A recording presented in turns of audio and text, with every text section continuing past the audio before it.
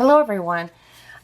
Today what I wanted to share with you are two cards that I created using the Simon Says Stamp Card Kit of the month for the month of September. The two cards that I created today use a technique where I mask the center of the card to create a focal point and some depth to the cards. My first card here, the one that I'm going to demonstrate to you today, this card I use watercolor paper with distress oxides in the background and regular distress inks used as watercolors to color the flowers. The second card is very similar, just a different shape. I used Gina Amalgam black inks to stamp the image and Copic markers for coloring, but basically the same card. So next what we want to do is create some masks. When I'm creating masks, most often I like to use the Inkadinkado masking paper. The thing I like about it is the blue color in the back, because I don't know about you, but in the past what I've done, if the masking paper is white on the back side and white on the front, I stamp on the wrong side and end up having to redo my mask. So that I particularly like this masking paper for that.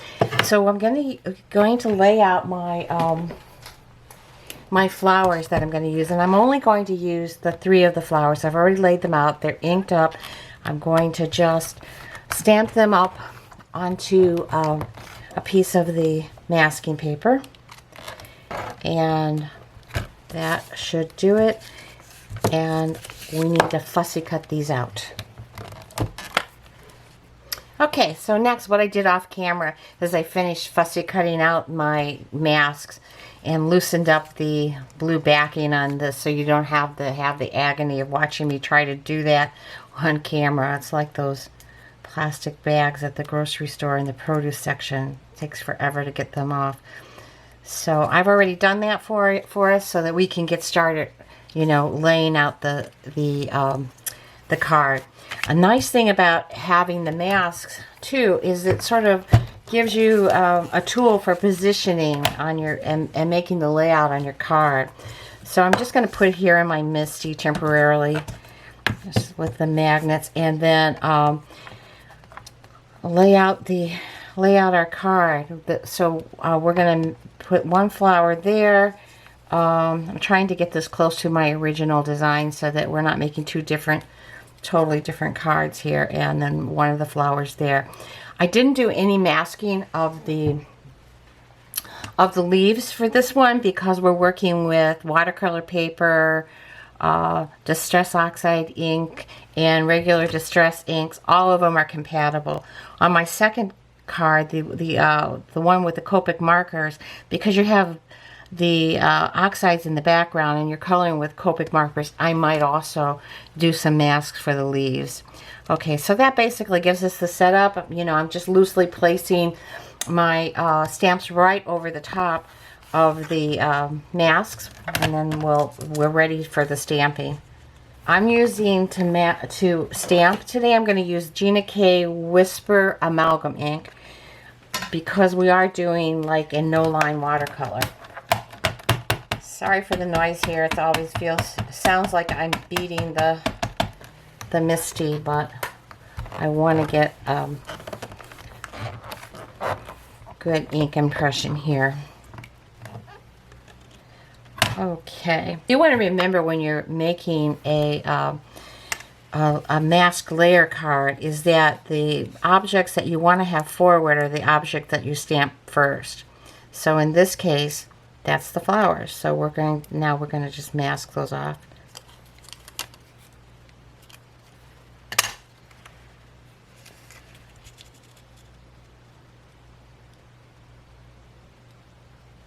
And we're going to place the mask right over here. It doesn't have to be exactly precise, but the idea is to...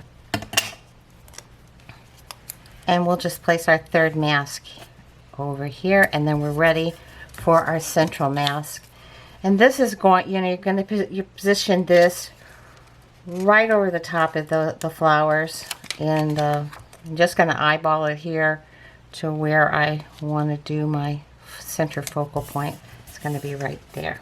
Okay, so now we're ready for inking the background.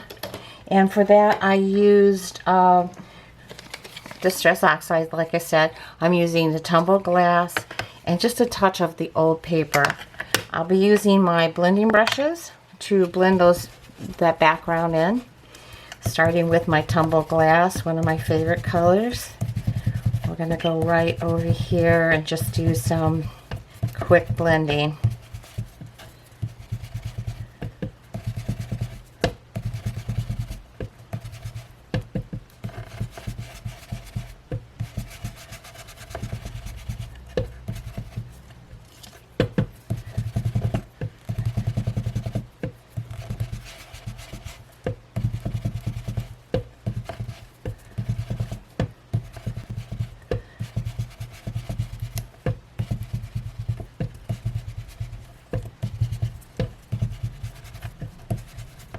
Okay, that's good for the blue. I'm going to just add a very light touch of the old paper here.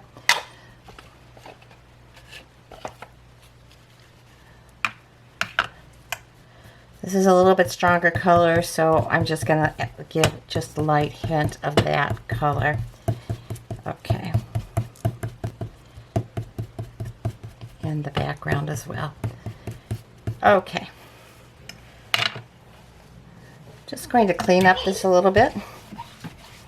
And what we're going to do at this point, if you want, you can also just spray a little bit of water while the mask is still in place and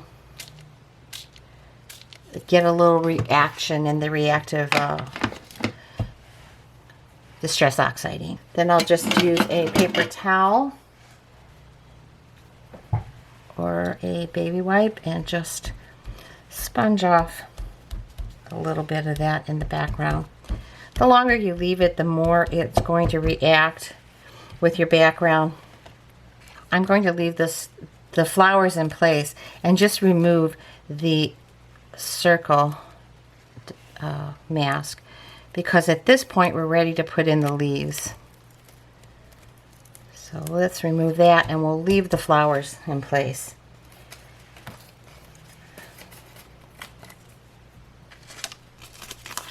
I'm going to keep this so that it can be used again.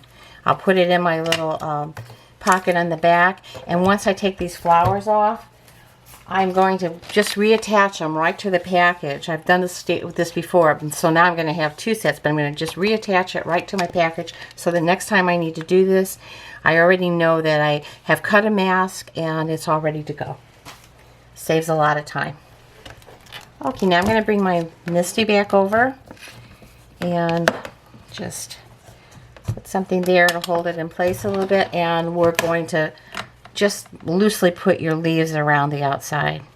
I'm going to let my leaves actually go up into my mask circle, and again with this I'm going to be using the Whisper ink by the Amalgam ink by Gina K.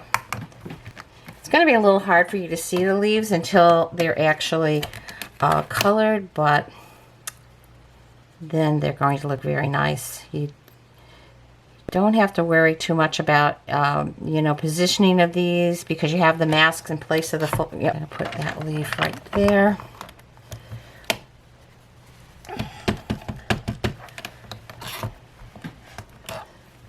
Okay, and I'm going to put one more, maybe two more up in here.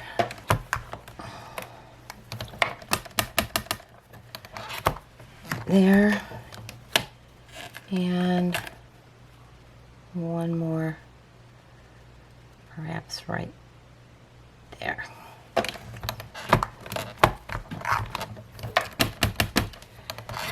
There you go. Now we're finished with our leaves. Now it's time to remove all the masking. So like I said before, I'm going to just take these, put them on the outside of the packaging so that I can use them again. And once they dry a little bit from that spritzing, they'll retain all their adhesive qualities. For what I'm going to be using today for coloring of my card is just regular Distress inks. I am using 6 shades of the inks in the little cubes. I'm using Shaded Lilac, Dusty Concord. For the centers of the flowers, I'm using Scattered Straw, Wild Honey, and for the leaves, I'm using Shabby Shutter and Ice Spruce. So I'm going to just show you how I go about doing one of the flowers.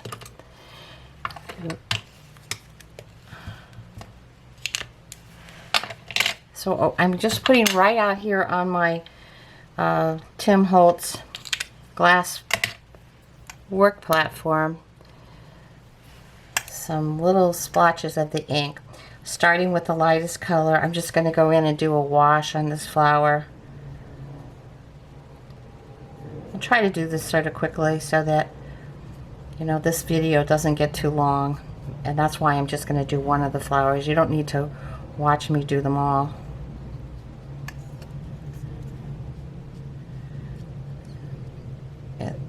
Very loose, just a very loose wash to begin with here.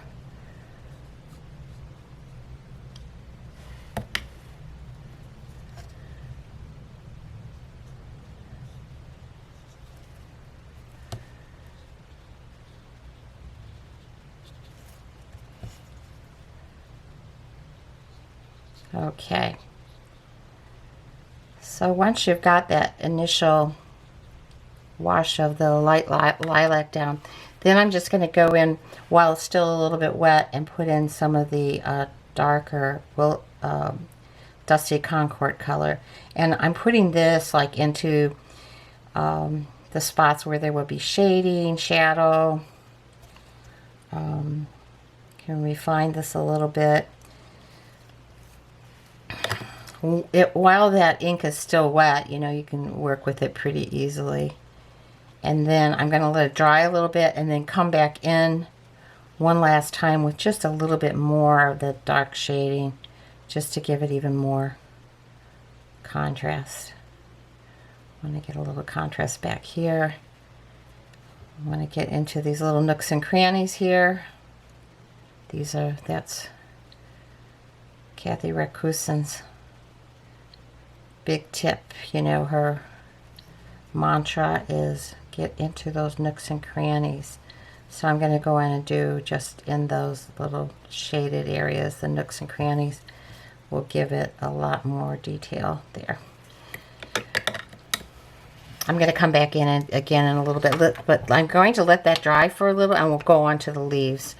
So with the leaves, we're using the Shabby Shutter for the light color. So I'm going to go in it's mostly going to be the Shabby shutters. And these leaves are going to start coming out, you know, once we get the color in here, so that you'll be able to see them more.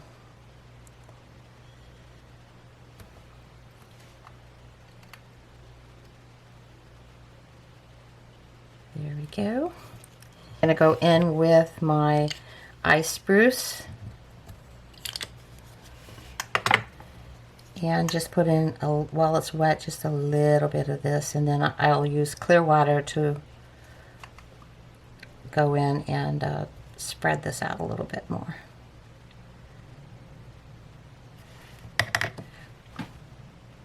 Just clear water here just to spread out that color a little.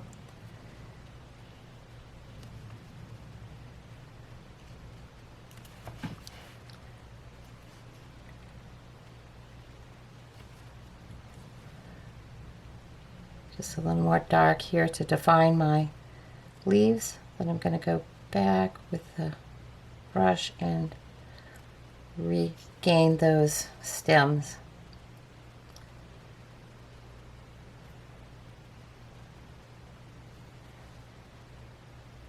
I think we need to extend this a little bit here on this one. I'm off on the positioning here, but the nice thing about watercolors is you can cheat a little bit too.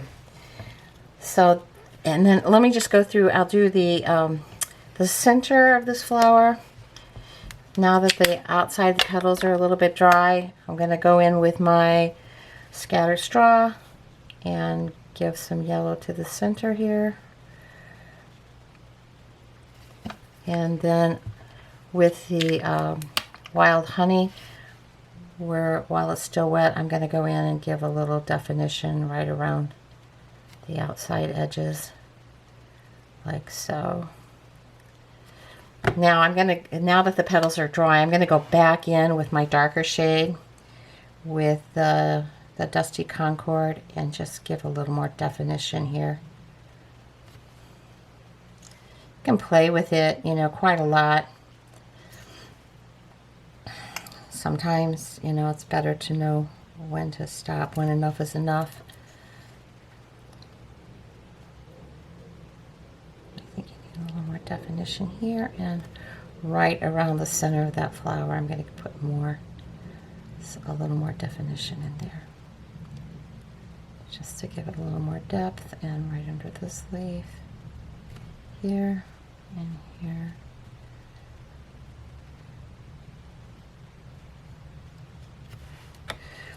And then always, you know, you can always go in with a water brush, you know, with a brush that just has clear water, and smooth out those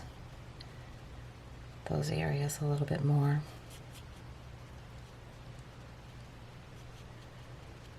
So anyway, you get the basic idea of coloring your flowers, so that in the end, where did I put my finished card? In the end, you're going to achieve something more like this once it's dry. Now, to finish off my card, my sentiment is from another Simon set. This particular one is from the April set, A Beautiful Day. I like the font on this one, and it fits. I think it fit the card beautifully. I used Versamark ink and heat set it with using Ranger Liquid Platinum. Yes, Ranger Liquid Platinum I used for my embossing.